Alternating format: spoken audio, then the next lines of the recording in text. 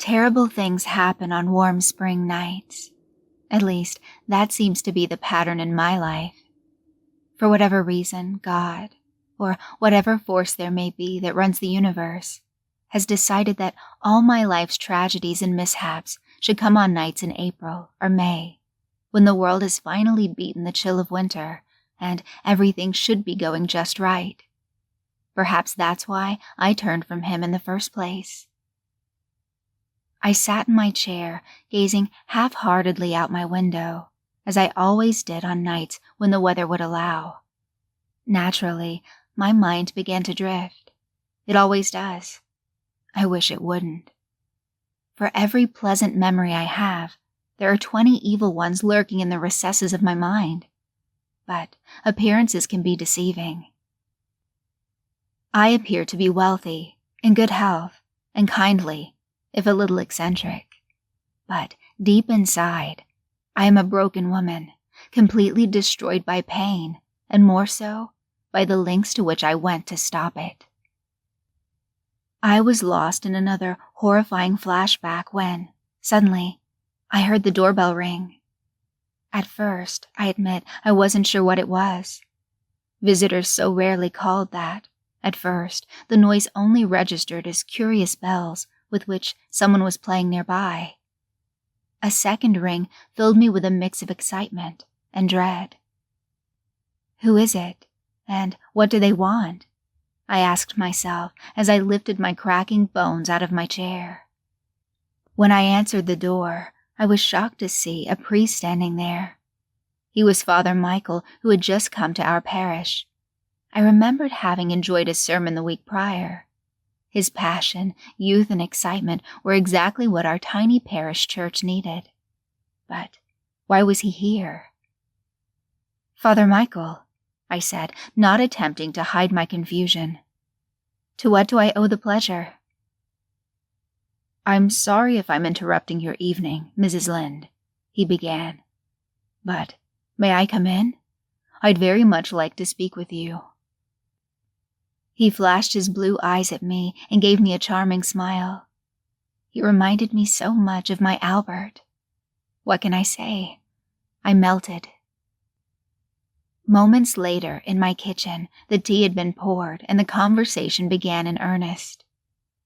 "Mrs. Lynde," Father Michael began, "I must admit that I'm concerned about you." Concerned?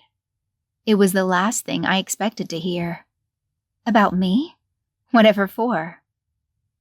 Well, he hesitated slightly. I could see he was trying to be as polite as possible. "Every Sunday, I see you at church. In fact, you're perhaps the one parishioner who has come every single Sunday since I've joined the parish." "Well, of course," I said. "Attending services is very important to me. I never like to miss a sermon." "Of course," Father Michael smiled. "And that is certainly admirable, but I've noticed something about you." Another pause ensued. He took a breath and continued. "For all the times you've been to church on Sundays, I've never seen you approach the altar to receive the host." "Father Michael," I said, stopping him before he could go any further. "Did Father Brendan approve of this visit?" The young priest shifted in his chair. "I didn't tell him I was making this visit. Did I need to?" He looked suddenly worried. "If I've overstepped without gathering all of the available information..." I stopped him again. "It's all right, Father. It's all right." I forced a smile to try and calm him, but it didn't last. I knew I'd have to explain myself. I took a deep breath and began. "Father Brendan knows things about me that you do not, Father Michael. Things you couldn't be expected to know as you're still new.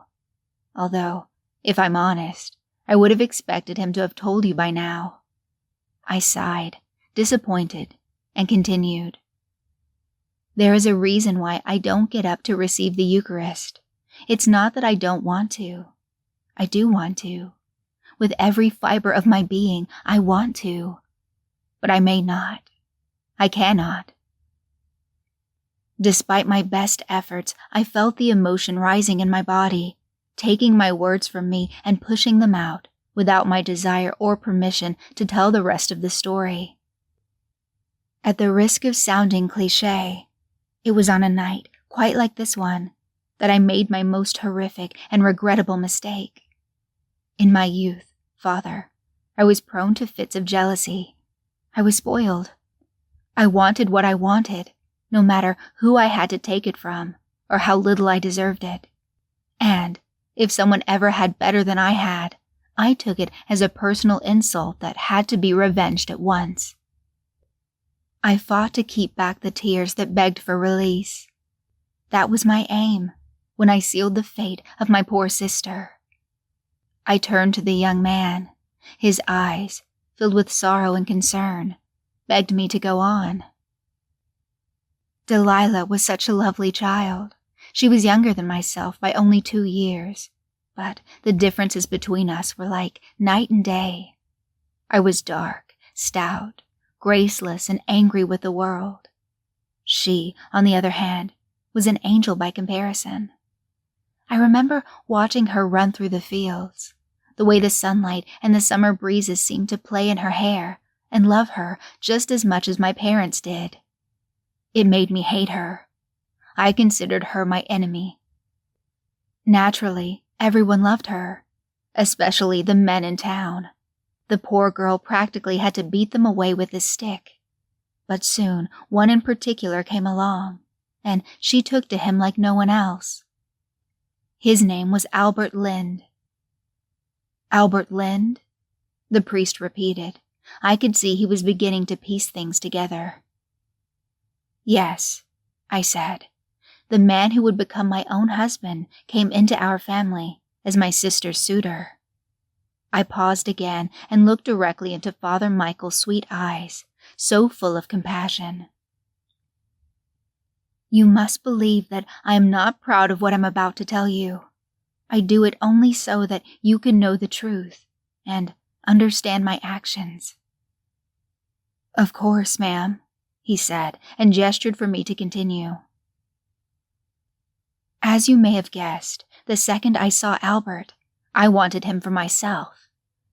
Whether it was because I had a genuine attraction to him, or simply because he was my sister's, I cannot say.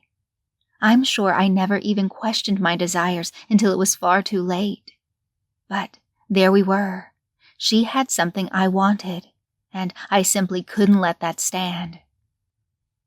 I tried every earthly means I could devise to steal Albert away from Delilah, but he was a good man.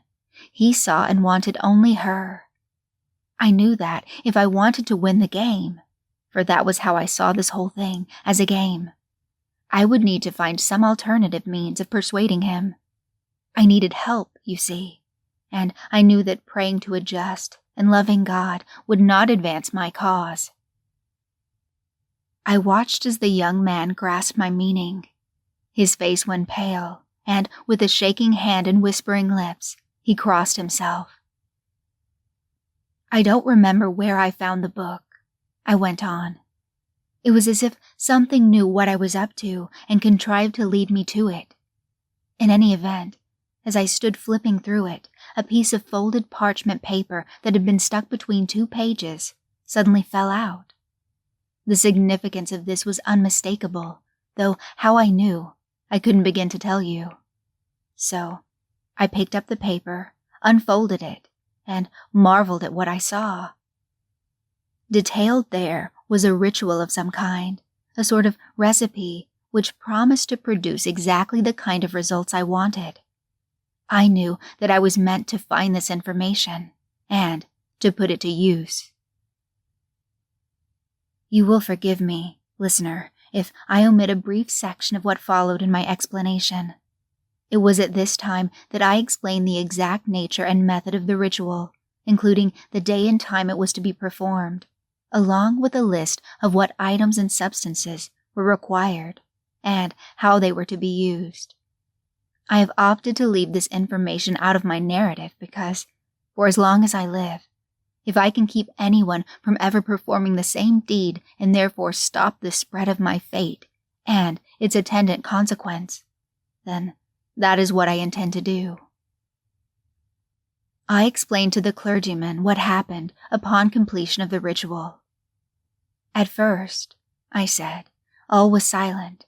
It was a crushing sort of silence, such as can only be experienced just after the cessation of some great, loud noise. I found it almost unbearable, but a feeling stirred inside me, telling me that this was all somehow part of the process. As the silence dragged on, the darkness of the room seemed to become darker somehow. It was as if it ceased to be only the absence of light, instead taking on a kind of substance and mass. It was then that the sounds began. The only way I can think to describe what I heard, Father, is that it was the sound of a mouth and throat opening and suddenly finding that they can function again after years, possibly centuries, of inactivity. I have since become quite sure that this description is hellishly accurate. For a while, I sat still, frozen with terror, just listening to the parting and closing of unseen lips and the gasping and wheezing of a body returning to life. After what seemed like quite a while, a new sound interrupted all the others. "Speak," a raspy voice demanded. Bear in mind, Father, that I still could not see whatever it was that was now in the room with me. This heightened the fear I felt, now worse than anything I'd ever experienced before. I must have hesitated, because it commanded me to speak a second time. This time, the impatience in the voice was clear. "Speak," the voice insisted. "Forgive me," I said. "I am frightened." The voice began to laugh. "There is no forgiveness," it said, "and those who fear too much should not seek."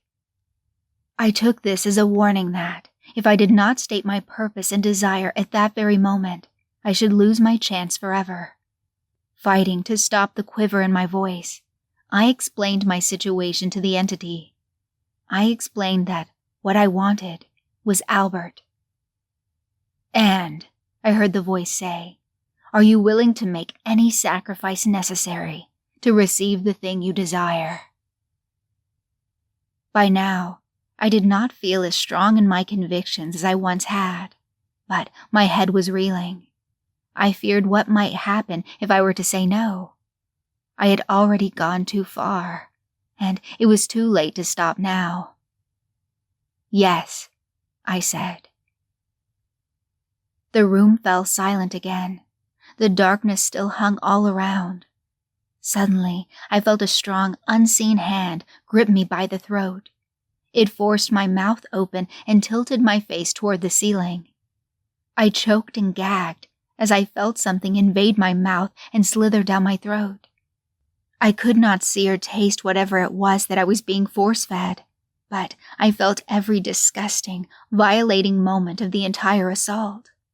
The thing I had swallowed sat inside my stomach like lead, and still does to this day. Once the ordeal was over, the voice came again. "You are now a vessel," it said. "Through your desire, that which is now within you will be brought forth upon the world. You shall have what you have asked for, and much, much more. But know this. Should any food or drink that has been blessed even come close to crossing your lips, the consequences will be dire." I agreed. This seemed to please the entity, for it made a kind of purring sound. Though it may have denoted a positive emotion, it was no more a comfort to me than anything else I had heard since the ritual began. At last, the voice came again. "Go walking with your sister tomorrow," it said, "in the woods behind your family home. Travel as far into the woods as you have ever dared before, and then go farther.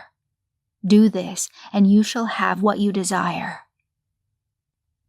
And then, just as if I'd been dreaming and were now opening my eyes, everything in the room suddenly seemed quite normal.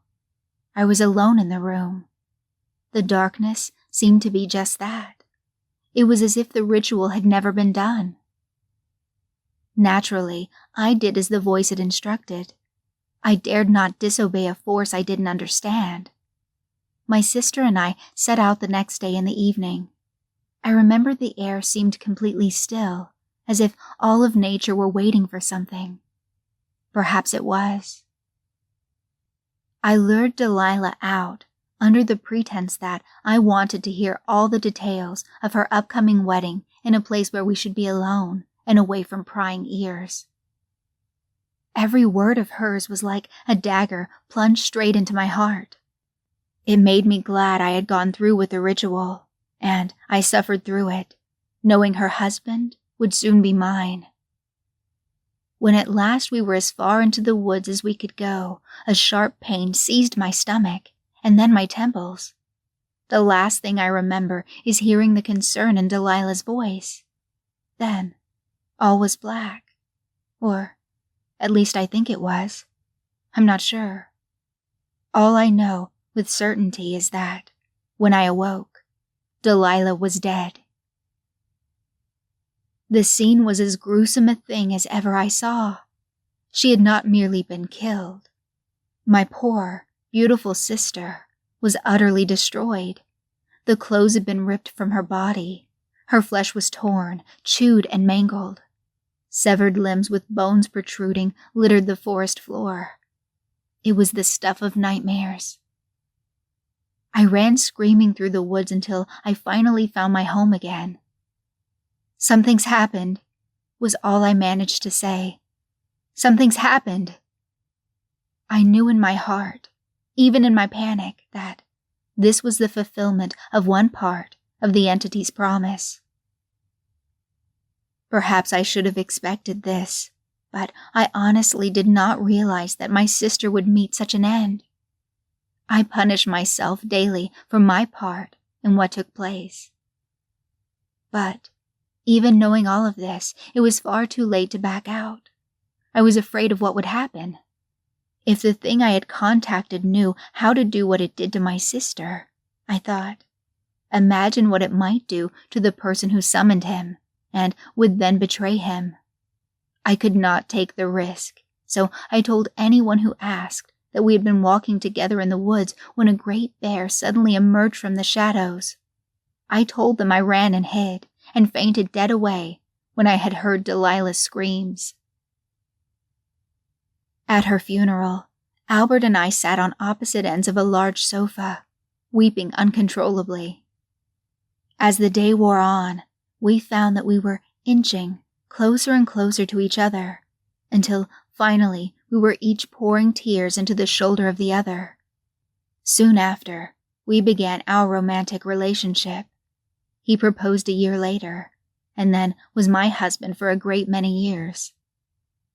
As I finished, I looked over at the young priest. His eyes were wide, and his mouth hung open.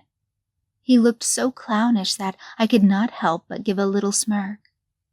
"Shocked, Father?" I asked. "Astonishing, isn't it? It's no matter. I don't expect you to believe me, but that is why I do not go up to receive the host in church. I go because I long to feel human again, instead of like the monster I know I am. I give to the church so that others might be saved, even if I cannot partake of the salvation being offered." "But I do believe you, Mrs. Lynde." In a single motion, the priest leaped from his chair and knelt before me. "I wholeheartedly believe every single word you've said to me tonight." He shook visibly as he spoke. "You do?" I asked, incredulously, not knowing at all what to make of his sudden excitement. "Of course," he said. "I could not claim to be a man of faith if I didn't." "Then you understand, Father, why I cannot receive—" "No, Mrs. Lynde," he interrupted. "I am now even more convinced that the Holy Host is what you need." "But, Father—" "Don't you see, Mrs. Lynde? Tonight you have a chance to accept Christ into your heart once again. There can be no room for what plagues you when Jesus finds his way in. His eyes pleaded with me. "Father, you don't understand." "I understand perfectly. This is divine providence." There was no getting through to the man. He had me cornered in every sense. I watched helplessly as he reached into his coat pocket and produced a small bag in which a communion wafer sat by itself. It was the closest I had been to one in years. Even in church every Sunday, I refused to go near them for fear of what might happen. And now one was literally within my reach. I lost myself. Salvation felt so close, and I wanted it more than ever. Father Michael removed the Eucharist from the bag and held it before me, just as he did in church before the faithful every week. "Body of Christ," he said, staring deeply at me. I opened my mouth to speak the word Amen, but no sound came. Instead, I felt a horrible burning sensation that roiled in my stomach and rushed up my esophagus. It forced my face skyward, and the continuous retching began. I could feel Father Michael fall backward as whatever had plagued me for decades made its violent exit from my body. At last, it had vacated, and, for a moment, I breathed a sigh of relief. Freedom at last, I thought. But my joy would be short-lived. Whatever had left me was still in the room with us. Standing before us was a towering figure with the shape of a man, but who appeared to be made entirely of black smoke. The sight of it paralyzed me. I watched helplessly as it turned its attention toward the priest. Father Michael did his best to slide away from it along the floor, but only managed to back himself up against a wall. I knew there was no saving him now. The creature appeared to grab him violently by the face and force his mouth open. Then, it was as if I were watching him inhale the being, though I knew that none of this was a choice on the part of the priest. Once the entity was inside him and completely out of view, the room fell silent. Father Michael lay still, slumped against the back wall of my kitchen. I sat for so long just staring at him that I began to wonder if, in fact, he was dead. As I was about to try and stand, the man suddenly coughed and sputtered back to life, startling me half to death in the process. Father Michael, or at least his physical body, regained his composure and then calmly and quietly stood. He looked around the room as if seeing it for the first time, finally spotting me, still sitting in the corner. He grinned and approached. I pressed myself even closer to the wall where I sat. "Thank you for the tea, Mrs. Lind," the priest said.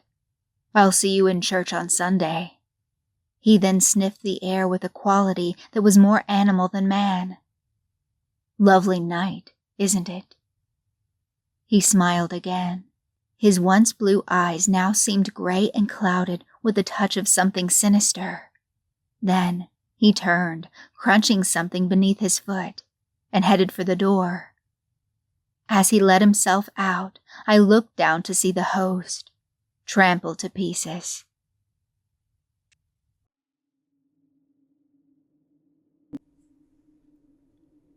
I just want to give a quick shout out to my patrons, Miriam, Dan, Jeremy, and Shoji. Thanks so much for your support. I really appreciate it.